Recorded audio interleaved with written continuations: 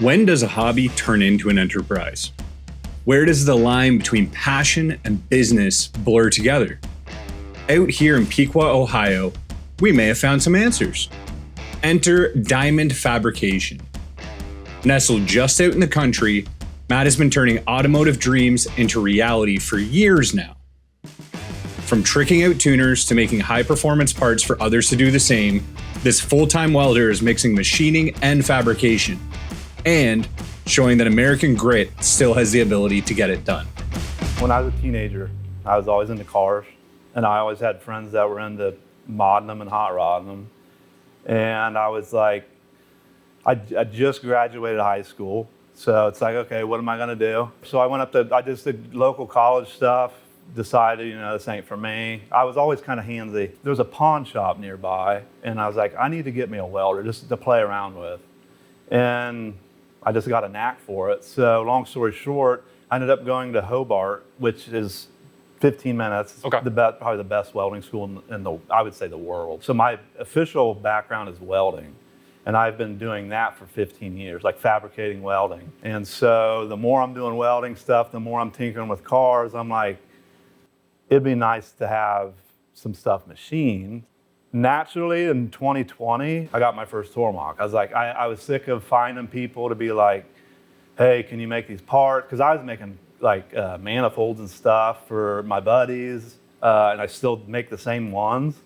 And I'm like, it would just be easier for me to just learn how to do machining. I had learned Bridgeport, basic stuff. Yep. I learned basic lathe stuff, like just getting greasy. I was like, I'm gonna get a Tormach. Mm-hmm. And that is before we got here, and that was in a 2-car garage. So I got a 770 and pretty much taught myself how to use it. Oh, really? Yeah, so you're pretty much self-taught. Yeah, for the machining stuff, 100%. Having that machine, actually, I feel like it made me a little more conscious of if it's too much, if it's like pushing it too hard, or too because they work great for if you get them in that window. Right. They're sweet. But it's also like a learning experience. Be like, oh, I can't push it this hard, or I can't cut it this deep. But if it was something with like a VF2 or something, right, maybe I wouldn't know, like, okay, back it down. It kind of taught you some good habits without really meaning to, in a way. Yeah. The 770 gave me 0 fits. I ran the crap out of it. Before I got that machine, I got in a 3D printer back when you had to like put them together yourself. Right. So like way back then. So naturally, I taught myself CAD. So I'm like, well, just make little brackets or something. Sure. Or I'm like, well, I already kind of know CAD. So it wouldn't be hard to get into CAM. No. And self-taught. How long were you running this? I was running it up until about 3 months ago when I got that. Oh, really? So this was the main workhorse in here to do everything? Yeah. What kind of range of parts are you doing on this? As big as I can fit.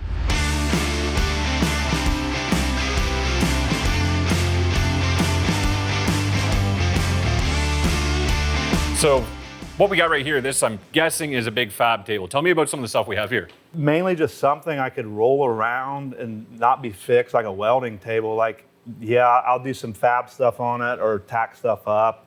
I mean, I got the tapping arm on there. If I need to like tag team, or sometimes I'll just wheel it right there and just swing back and forth. And I'm a big fan of, if I can put it on wheels, I want to put it on wheels. Right. Is this kind of the test bed for things you've done as well? Actually, no. Really? No. I mean, I've welded the parts. I mean, I've done all that, but nothing like that I make and actually sell is for Honda. Really? Yeah. The Honda market's so saturated already. When you say that industry is saturated for the Honda parts, how do you decide when? Is it kind of like, oh, this guy wants something for GTR, so I'm going to make a bunch of them? Or how do you decide where to focus your attention that way? Good question. When I justified buying a Tormach, it was because a friend of mine wanted an intake manifold for his car, and it's for a Cobalt, an Ecotech. Mm-hmm. And I'm like, I'm a Honda guy, so it's like, let's do it. So I actually ended up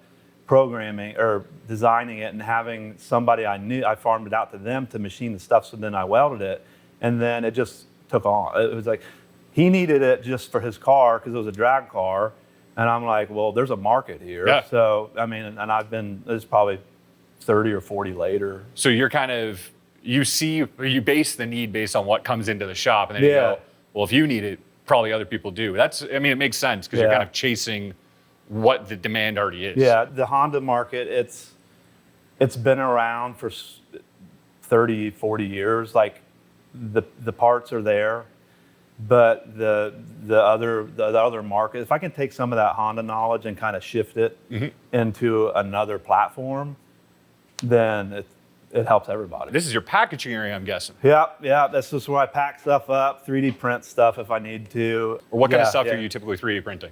It'll be fixtures or vice jaws, anything that comes to my mind. I'll test fit stuff, machine parts. I'll print them, like check for clearances and all that. But you have all these grinders and abrasive materials, and the floor over here is still bright white. I keep up on it a lot. Yeah. It's kind of like a tick I got. It's got to get clean.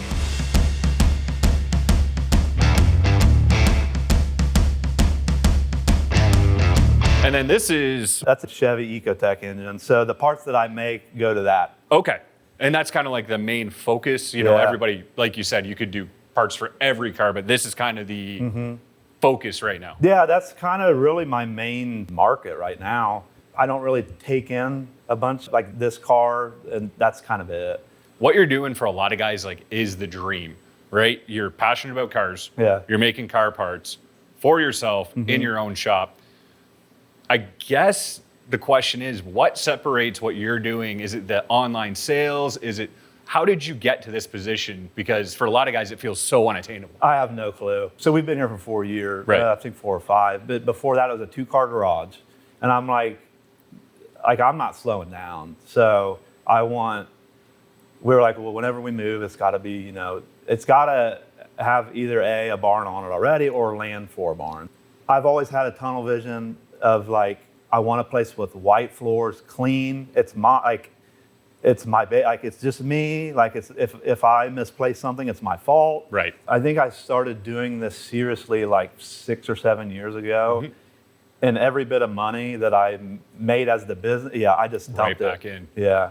I mean, we got the tube bender. That's a tube bender. Yeah. Oh, I understand how that works. I've only ever seen the big CNC ones. I haven't seen a more manual hooks style up the air, and it's got an air ram on it. But smart though. I bought that specifically to do a roll cage in that. Makes sense. And then you got press bandsaw. Yeah, the good old dirty bandsaw. And I see a lot of aluminum, cutoffs here. Is aluminum kind of the bread and butter that you're doing? Yeah, I'd say 90%.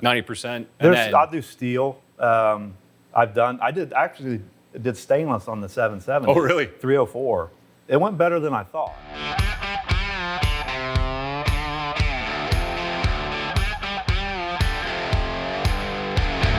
As a non-car person, I have a feeling that's something to do with porting or intakes, but that's what a part like this is. That's a head flange for that engine over there for an intake. They're for 2 separate engines, but they share some similarities between the two. That's super nice. Some of them were actually done on the 770. These are all just separate details to make the manifold. Tell us about this part here, because this looks like a very difficult one to get done. Not really, because, this is a throttle body flange for the manifold. Oh. And that'll actually weld to the plenum of it. And I had 3D printed a trace, a sleeve that was go over there. That way I could trace it out and cut it. But I'm sense. I can just cope it in the machine. Yeah. Makes sense. So you're actually welding it and then coping that in the machine spindle. Yeah. Wow, that's super cool. And is this kind of a typical fixture that you would use for this? So you got tap holes already in it. We'll just use those. Slap it in a vise and away you go. Yeah. Beautiful. Yeah, and this is an example of something. This is actually for a customer, just to check a fit check. Let's print it. Let's make sure it fits. Clearance, blah, blah, blah. And then once you're sure that works, so you're making one for the customer, what's a typical run that you'll overrun on something like that? Because again, like you said, one customer needs it, someone else might. This is for a super specific R&D, an R&D thing. Yeah, the stuff that I do sell, they're made to order, just because it's before then, I would be spending so much time getting the details, machine cut and all that. I couldn't like keep up. Right. So, but that seems to have worked. People are like, whatever, it's no problem, I'll wait.